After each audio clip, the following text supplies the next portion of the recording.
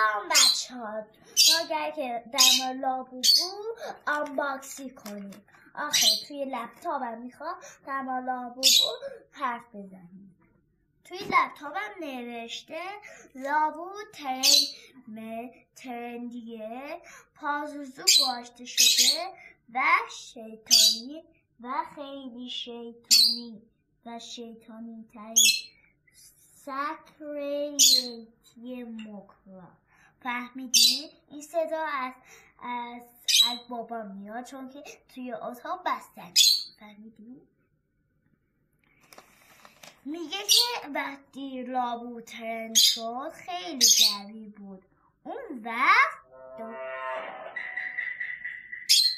نابودی شهری شد. نمونه اسم لابو ژاپنی میشه گابوبو. فهمیدی؟ گابوبو واسه ژاپنی اسم لابو گابوبو. فهمیدین؟ دن دن دن.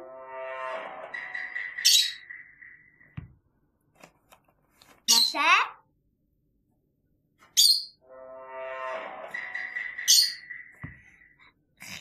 زامبی از پیش ما ساکن باشه. انباکس لابوبو.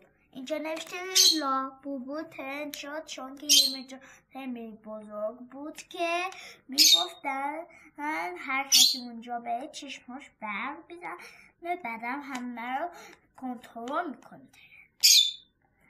اون وقت لابو ترند جهانی شد. بعدم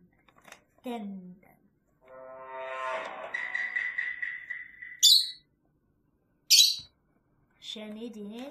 هر کسی بگه نه این صدا میاد. اینو ببین. نه شنیدین؟ دیگه گفتم نه. یه جهانی دیگه میخوام بگم. باز کنیم.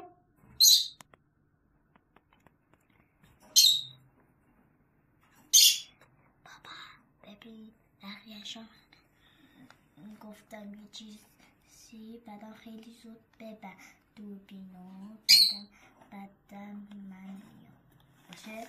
نه خیلی دوربین نگیم. وقت باز کردنه. نه اینو نه. باز کنیم. بابا تو چی میخوای؟ چنگی تو میخوای؟ آبی. نه صورتی.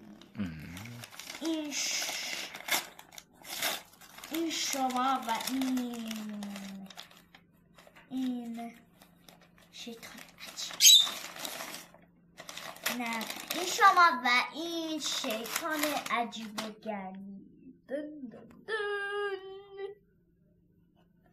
ویدیو کامنت بکنید که ویدیو هم بیشتر ترسناکه. این یکی